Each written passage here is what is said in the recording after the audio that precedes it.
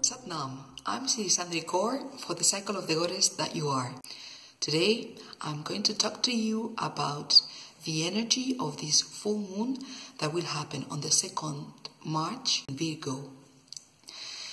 Virgo and the whole energy of this moon is represented by Goddess Mary, the Virgin Mary in the Catholic Church. In numerology, she would be number 6, all the wisdom, all the intelligence behind number 6. And it is connected to the arc of light that goes from one ear to another ear in every human being. And in women, also we have a second one that goes from one nipple to the other nipple. And that's where we take the babies, when we embrace them and hold them to our heart, so that we protect them with this arc of light that we have. The arc of light is the 6th subtle body, and is enabling us to have an intuition, to connect with the transcendent and with all that is about to happen. And in this full moon, the energy and the presence of all the planets in Pisces, except for the moon that is in Virgo, and from other planets that I'm going to talk to you in a moment, I would suggest Goddess Mary, I would suggest Virgin Mary to work with it. So I'm going to speak to you about 4 aspects of Mary, 4 traditional advocations of the Virgin Mary that are going to be like an image, a reflection on how to work with the energy of this full moon. On the one hand, traditionally, Catholic Church has called Virgin Mary the door to our light. You can consider Christ as our light, and so she's been the door through which the light came to earth. And also you can consider in this full moon how to bring to life, how to give birth to your own light, how to make it concrete, how to take to life your own dreams. In this moon, in this full moon, we have the sun in Pisces. The sun is representing the ego, the energy, your consciousness. And it's in Pisces. Pisces is very blurred. It's very much connected with the transcendent. It's very etheric. And it's also universal love. So it's very much dissolving, very much misty. And opposing it, we have the moon in Virgo. And Virgo, it's about concretizing, making things concrete happen. It's about material healing. It's about setting in order and clearing out all things, our stuff. So it's a really, really good moment to start with the spring cleaning, to tidy up and to put away things. And also inwardly, the interesting thing is that when we tidy up our surrounding, also inwardly, we are cleaning up and we are tidying up and we become clear. Virgo is also connected with your day-by-day work, with what you do daily, with your routines, and also with how you take care of your own body, your daily routines in this aspect, and the work you do day by day when you go to your own work, and when you are working on yourself or reading something that is elevating you, this day-by-day thing.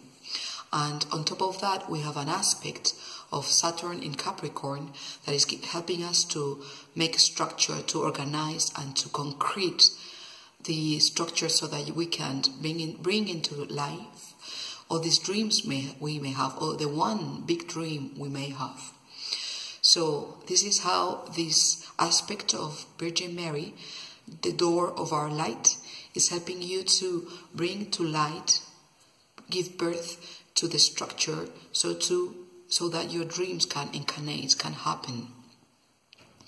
As a second aspect of Virgin Mary, she is being called in the tradition, in the Christian tradition, the consoler of all those that are in pain, or all those who are somehow sad. So in the moment we have Mercury, Venus and KYRON all together in Pisces, very, very close. It's also a conjunction with Neptune and the Sun on the same degree.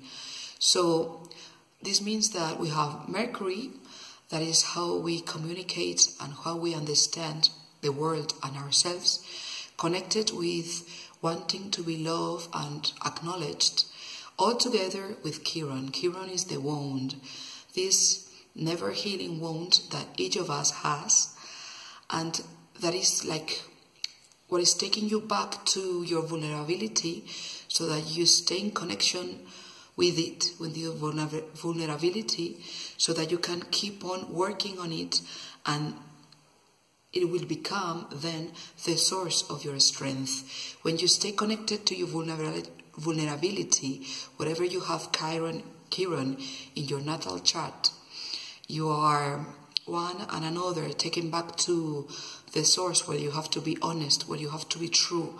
And from there, when you work on that, and specifically in this full moon, this conjunction of Venus, which is how I want to be loved, and am I being loved, and I am valorated, am I of worth, am I appreciated, this needing to be appreciated, together with how I communicate myself. Probably you are wanting to say things in a way and you are making a mistake one and another, and you are spoiling it and you're screwing it up, and this brings you a very, very deep frustration and insatisfaction, not to speak of the chaos that you create in your relationships and in your outer world. And also Mercury is representing how you understand the world. So probably you are having this on how you understand yourself and how you present yourself on the world, and how you understand your relationship in the world. And all this is mixed up because it's in Pisces, and so it's blurry. And on top of that, you have this pain of contacting with this KYRON, with this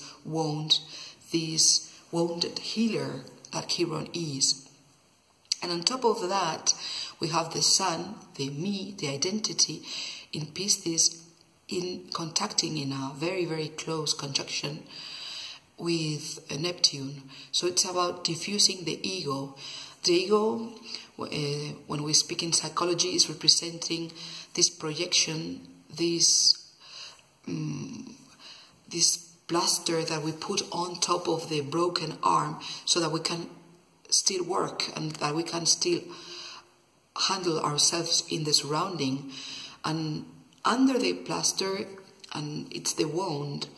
So really to contact with the wound, really to contact with this, with what KYRON is representing, and to go beyond the projection of our ego, how we've been managing it so far so that we could handle it in the world when we were growing, and to go deeper and to perhaps be able to little by little remove this plaster, remove these supports, this external but false image of who we've created and presented to the world as our identity, in order to become more and more authentic, more and more reveal who we truly are.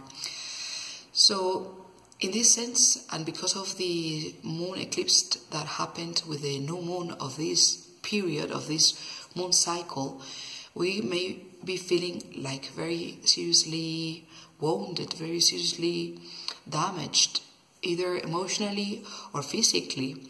And so Virgin Mary traditionally is being this consoler of these wounded people. And so I encourage you to approach the wisdom of Goddess Mary in you, because every woman has the 11 goddesses. And so for 2.5 days, you have the influence of the moon. Every cycle, every moon period, you have the influence of the moon on where the hair grows, the arc line. And so you have this energy and this wisdom within you. So the encouragement is to go within you to become the mother of the good advice. Mary is being considered the mother of the good advice, because you can consider that Christ is the good advice. All what he did in his life is to be a model for us to be having this good advice. Or also you can consider this sentence, this advocation of Goddess Mary, the mother of the good advice, as you being mothering yourself and therefore giving yourself a good piece of advice. To do that, I encourage you to meditate, go within you, and with your intuition, listen to the truth that is within you, and therefore give you the good advice so that you can console yourself in these blurry piscis and these stellium in piscis we're having.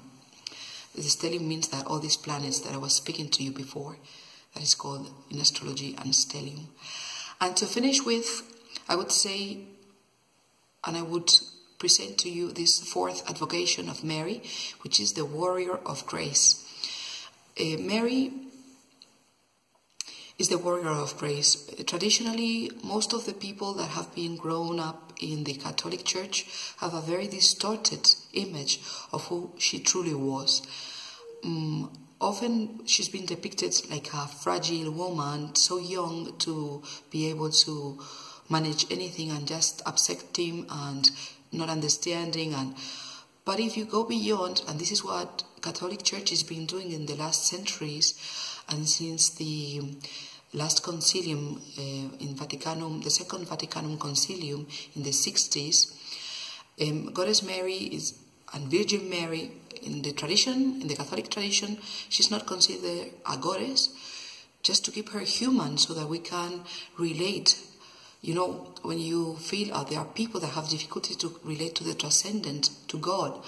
And so when you relate to a human being, it's easier for these people to say, okay, how did you do that? How did you manage to be, the wife married to God, Godfather, and the mother of Christ, God himself? How did you manage to do that? And to me, it's obvious that we're speaking of the divinity of Goddess Mary and the divinity of humankind because of her.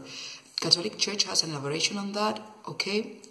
It's interesting and very, very interesting to learn about that, where we become brothers and with this same divinity, divine category of Christ himself by baptism.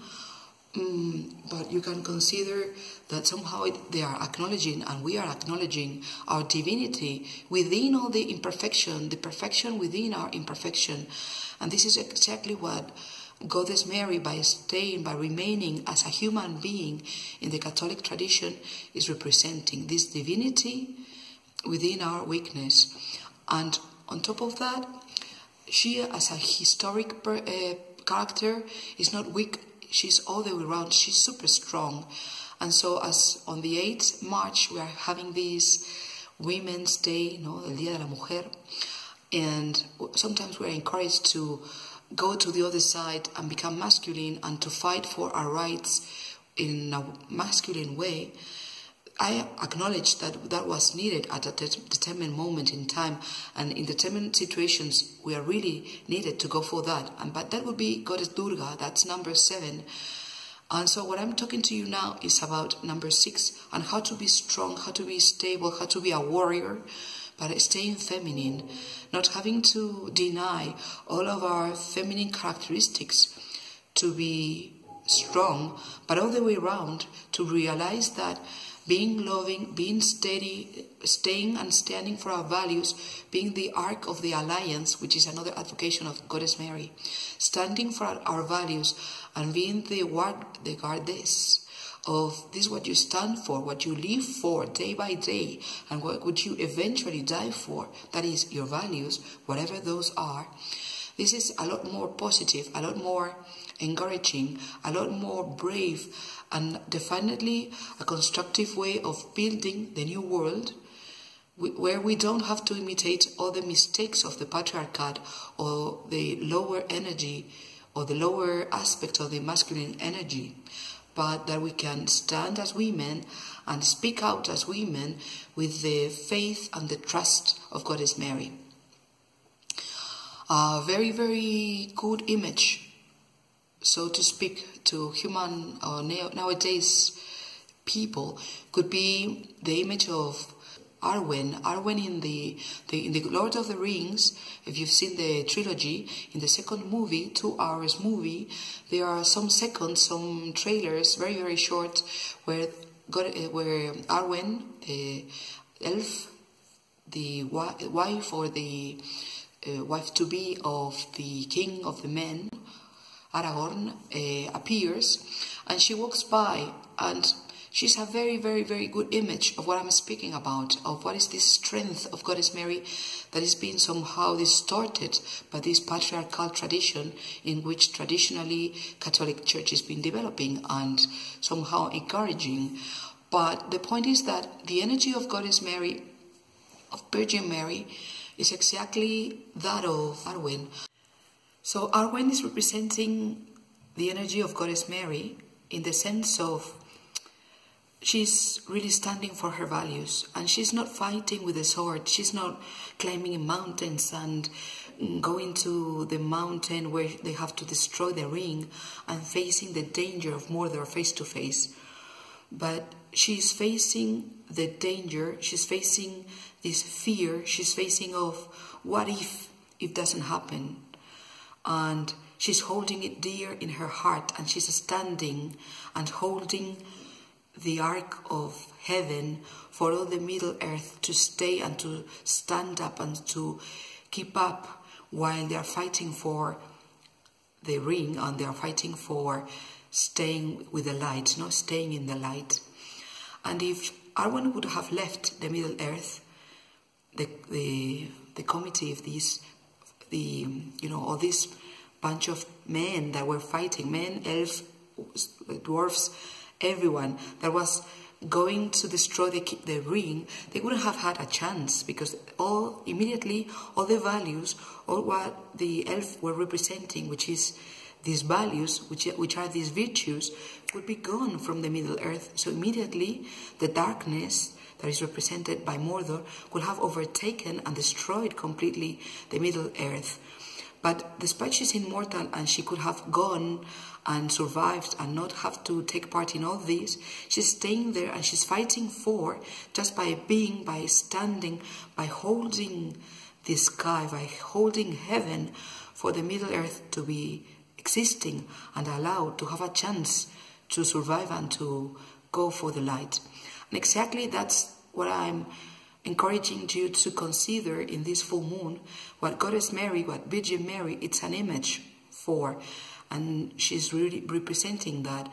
And even in the Catholic Church, they had this advocation for her, like the one that holds heaven for us, humankind, so that we have a chance to go for the light, so that we have a chance to evolve and make our divine and our divinity more and more go through us, through our fleshy, mistaken somehow reality, and go to what we can deliver into the world, so that together we can build a better world.